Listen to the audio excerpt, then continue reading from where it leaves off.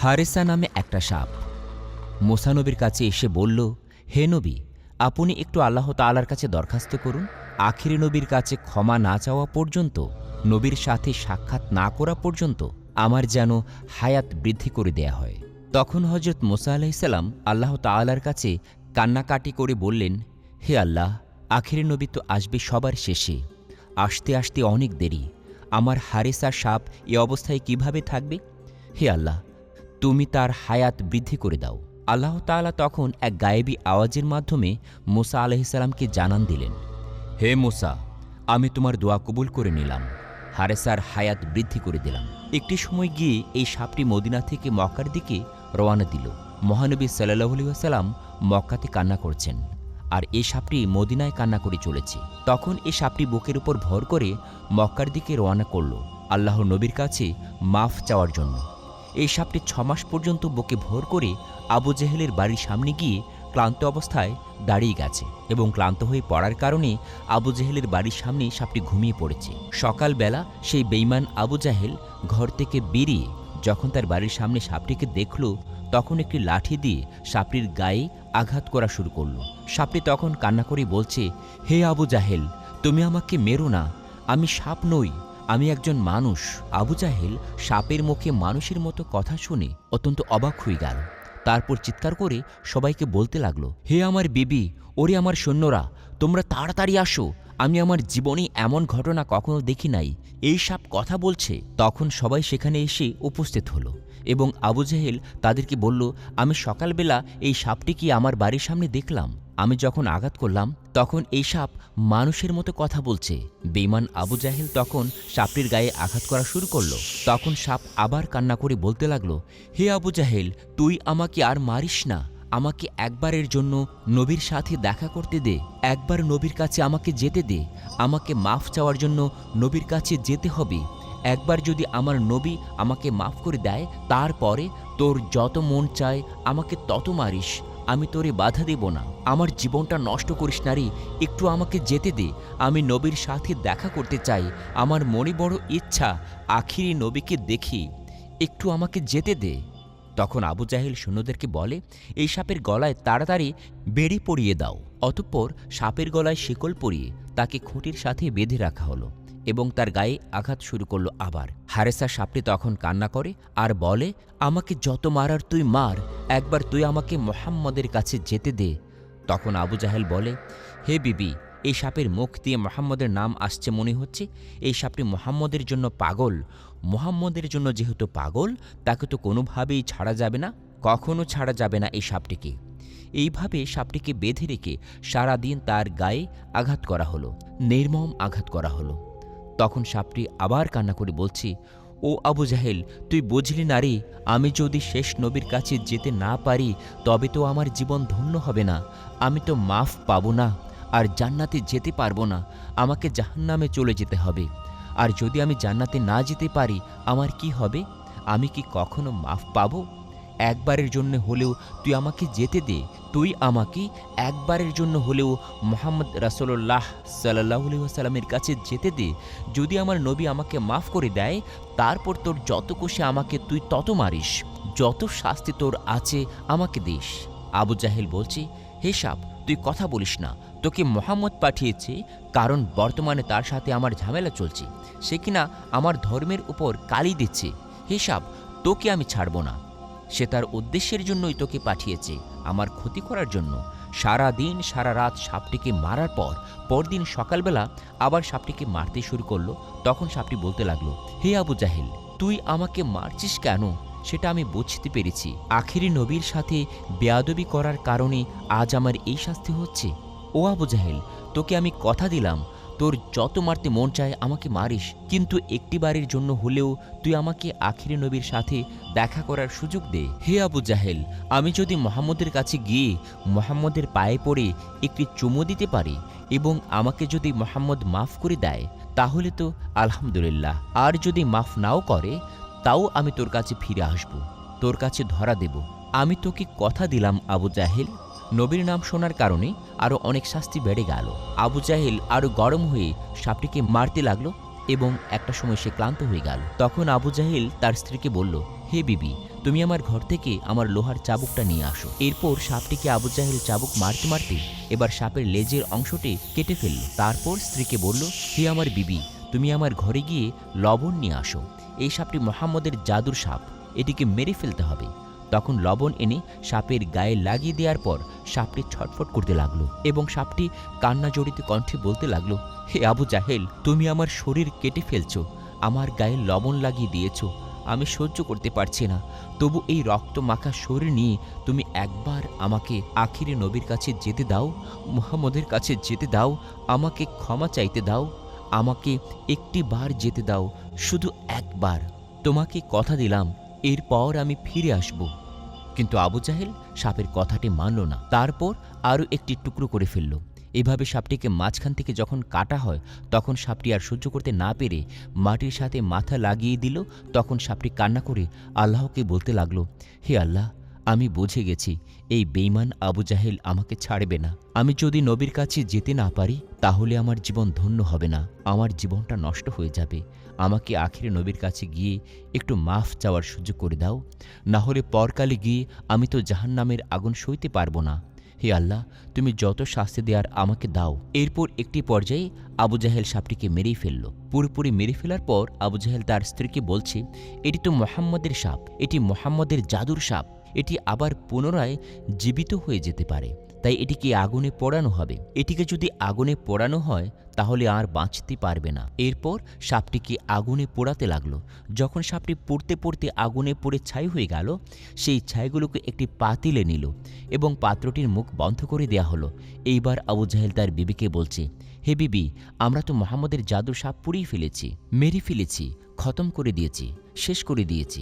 এইবার মোহাম্মদকে গিয়ে পরীক্ষা করব, দেখব তার জাদুবিদ্যা কতটুকু রয়েছে। তাকে গিয়ে আমরা বলবো এই পাতিলের ভেতর কি রয়েছে। অতঃপর বেঈমান আবু জাহেল মহল্লাতে ঘুরে ঘুরে মহল্লাবাসীকে বলছে, হে মহল্লাবাসীরা, আসো, তোমরা কি দেখবে? এই দেখো, মোহাম্মদ আমাকে মারার জন্য তার জাদুর সাপ পাঠিয়ে দিয়েছে, আমি সেটিকে মেরে ফেলেছি, সেটিকে পুড়ে ফেলে আমি জ্বালিয়ে দিয়েছি। এইসব বলে আবু জাহেল মহল্লাবাসীকে বোঝাতে চাইছে যে মোহাম্মদের চাইতে তার ক্ষমতা বেশি। নাউজুবিল্লাহ। তখন আবু জাহেল তার সৈন্যদেরকে বলছে, চলো আমরা এই সাপটিকে নিয়ে মুহাম্মদের কাছে যাব, তাকে কঠিন পরীক্ষা করব এবং বলবো এই পাতিলের ভেতর কি রয়েছে। সে যদি বলতে পারে তাহলে ভালো, আর যদি না পারে তাহলে আমরা তাকেও পিটিয়ে মেরে ফেলব এবং তাকে জ্বালিয়ে দেব, সাপের ছাইয়ের সাথে তাকে মিলিয়ে দেব। নাউজুবিল্লাহ। তারপর সেই বেঈমান আবু জাহেল তার সৈন্যদেরকে নিয়ে আখিরে নবী হজরত মুহাম্মদ সাল্লাল্লাহু আলাইহি ওয়াসাল্লামের বাড়িতে উপস্থিত হলো। তাকে ডাকা হলো, হে মুহাম্মদ, এদিকে আসো এবং দেখো আমি তোমার জন্য কি নিয়ে এসেছি। বিশ্বনবী হজরত মুহাম্মদ সাল্লাল্লাহু আলাইহি ওয়াসাল্লাম ঘর থেকে বেরিয়ে এসে আবু জাহেলকে দেখলেন এবং তার হাতে একটি পাতিল দেখলেন। তখন আবু জাহেল বলতে লাগলো, হে মুহাম্মদ, আমার এই পাতিলের ভিতরে কি রয়েছে তুমি যদি বলতে পারো তাহলে আমি কালেমা পড়ে মুসলমান হয়ে যাব, আর যদি না বলতে পারো তাহলে আমরা যে শাস্তি দেব সেটা তোমাকে মাথা পেতে নিতে হবে। মহানবী সাল্লাল্লাহু আলাইহি ওয়াসাল্লাম বললেন, আমি যদি বলি এই পাতিলের ভেতর কি রয়েছে তাহলে তুমি কি কালেমা পড়ে মুসলমান হবে? আবু জাহেল বলল, হ্যাঁ, তুমি যদি বলতে পারো পাতিলের ভেতরে কি রয়েছে আমি অবশ্যই কালেমা পড়ে মুসলমান হয়ে যাব, আর যদি বলতে না পারো তাহলে কঠিন শাস্তি পেতে হবে। মহানবী সাল্লাল্লাহু আলাইহি ওয়াসাল্লাম বললেন, হে আবু জাহেল, তোমার পাতিলের ভিতরে কি রয়েছে সেটা আমি না বলে যদি এই পাতিলের ভিতর যে জিনিসটি রয়েছে সে নিজের মুখে বলে তাহলে কি হবে? তখন আবু জাহেল বলতে লাগলো, তাহলে তো অনেক ভালোই হয়, ঘটনাটা আরও অনেক বেশি পরিষ্কার হয়ে যাবে। মহানবী সাল্লাল্লাহু আলাইহি ওয়াসাল্লাম তখন বললেন, ঠিক আছে, আমি তোমার চ্যালেঞ্জ গ্রহণ করলাম। পাতিলের ভিতরে কি আছে সেটা যদি বলতে না পারি তোমরা যে শাস্তি দেবে সেটা আমি মাথা পেতে নিব। তখন আবু জাহেল মহল্লাবাসী সবাইকে সাক্ষী রাখল এবং বলল, হে মহল্লাবাসী, সবাই জেনে রেখো, যদি মোহাম্মদ বলতে পারে এই পাতিলের ভেতর কি আছে তবে আমি মুসলমান হব, এবং সে যদি বলতে না পারে তাহলে তাকে কি শাস্তি দেব সে মাথা পেতে নেবে, সেটা তোমরা জেনে রেখো। চারদিকে অসংখ্য মানুষ দাঁড়িয়ে আছে। হযরত মুহাম্মদ সাল্লাল্লাহু আলাইহি ওয়াসাল্লাম তখন পাতিলের দিকে তাকিয়ে তার শাহাদাত আঙ্গুলটি ইশারা করে বলতে লাগলেন, কে তুমি? কে? আমার আল্লাহর হুকুমে কথা বলা শুরু করো। তখন আল্লাহ তাআলা জিব্রাইল আলাইহিস সালামকে ডেকে বলছেন, হে জিব্রাইল, তুমি দেখো আমার বন্ধু সেই পাতিলের দিকে ইশারা করছে। আমার বন্ধু নবী যখন পাতিলের দিকে ইশারা করবে তখন তুমি সাথে সাথে হারেসা সাপটিকে আবার জীবিত করে দেবে। আল্লাহর হুকুম পেয়ে হযরত জিবরাইল আলাইহিস সালাম সাপটিকে পাতিলের ভেতরে জীবিত করে দিলেন। এরপর মহানবী সাল্লাল্লাহু আলাইহি ওয়াসাল্লাম শাহাদত আঙ্গুলটি পাতিলের দিকে দেখিয়ে বললেন, কে তুমি? কে? আল্লাহর হুকুমে কথা বলো। এবার হারেসা সাপটি কথা বলতে লাগলো। সাপ কান্না করে বলছে, নবী গো, আমি হলাম মুসা নবীর উম্মত, আমার নাম হচ্ছে হারেসা। হে নবী, আমি আপনার কাছে আসতে গিয়ে মদিনা থেকে বুকের উপর ভর করে হাঁটতে হাঁটতে 6 মাস পর্যন্ত হাঁটার কারণে অনেক ক্লান্ত হয়ে গিয়েছিলাম। তখন আমি এই বেঈমানের সামনে একটু বিশ্রাম নিচ্ছিলাম, একটু ঘুমিয়ে পড়েছিলাম। এই বেঈমান সকালবেলা আমাকে দেখার পর আমাকে বেঁধে অনেক মেরেছিল। আমি তাকে অনেক বুঝিয়েছিলাম আপনার কাছে আসার জন্য, যেন একটু আমাকে সুযোগ করে দেয়, কিন্তু এই বেঈমান আমার কোনো কথাই শোনে নাই। আমাকে শিকল দিয়ে বেঁধে দিন রাত আঘাত করেছে, আমাকে মেরে ফেলেছে। একটি পর্যায়ে সে আমাকে জ্বালিয়ে দিয়ে ছাই করে সেই ছাইগুলি এই পাত্রটিতে ঢুকিয়ে রেখেছে। তখন বিশ্বনবী আবু জাহেলের দিকে তাকিয়ে বললেন, তুমি কি দেখেছ তোমার পাতিলের ভেতর কি রয়েছে? তখন আবু জাহেল তার হাত থেকে পাতিলটি ফেলে দিল। সাথে সাথে সাপটি পাতিল থেকে বের হয়ে আসলো। তখন সাপটি আবু জাহেলকে মারার জন্য দৌড়াতে লাগলো। আবু জাহেল তখন দৌড়াতে দৌড়াতে বিশ্বনবীকে বলতে লাগলো, হে মুহাম্মদ, তুমি তাড়াতাড়ি তোমার সাপটিকে থামাও। তখন বিশ্বনবী সাপটিকে লক্ষ্য করে বললেন, হে সাপ, তুমি থামো। তখন সাপটি নবীজি সাল্লাল্লাহু আলাইহি সাল্লামকে বলল, নবী গো, আমি আপনার নাম জপার কারণে অপরাধী হয়ে গিয়েছি। এই আবু জাহেল আমাকে এত বেশি আঘাত করেছে, যে এত বেশি কষ্ট দিয়েছে যে আমি বলে বোঝাতে পারবো না। তাই আজকে আমি ওকে শেষ করে ফেলব, আমি ওকে ধ্বংস করে দেব। আবু জাহেল তখন ভয়ে ভয়ে বলতে লাগলো, হে মুহাম্মদ, কিছু তো বুঝতে পারছি না, আমার মনে হয় তোমার সাপ আমাকে মেরেই ফেলবে। এই বলে আবু জাহেল আবার দৌড়াতে লাগলো। তখন সাপটি আবু জাহেলের পিছু পিছু যেতে লাগলো। বিশ্বনবী সাপটিকে আবার বললেন, হে হারেসা, তুমি একে ছেড়ে দাও। নবীজির কথা শুনে সাপটি একবার সামনের দিকে তাকায়, আবার পেছনের দিকে তাকায়, এরপর জিহ্বাটা বের করে দিয়ে কান্না করতে লাগলো। তখন বিশ্বনবী বলতে লাগলেন, হে হারেসা, তুমি আমার কাছে মাফ চাওয়ার জন্য এতদিন এত কষ্ট করেছ, যাও, আমি তোমাকে মাফ করে দিলাম। তখন হারেসা সাপটি কান্না করে বলতে লাগলো, নবী গো, আপনি আমাকে মাফ করেছেন, আমার জীবন ধন্য হয়ে গেছে। এই বলে হারেসা পচা পানির দিকে রওনা করল। হারেসা সাপটি যাচ্ছে আর নবীর দিকে একবার তাকায়, আবার সামনের দিকে মহানবী সাল্লাল্লাহু আলাইহি ওয়াসাল্লামের চাচা আবু জাহেলের দিকে তাকায়। তখন নবীজি সাল্লাল্লাহু আলাইহি ওয়াসাল্লাম তাঁর চাচা আবু জাহেলকে ডেকে বললেন, চাচা, তুমি কি আর মানুষ হবে না?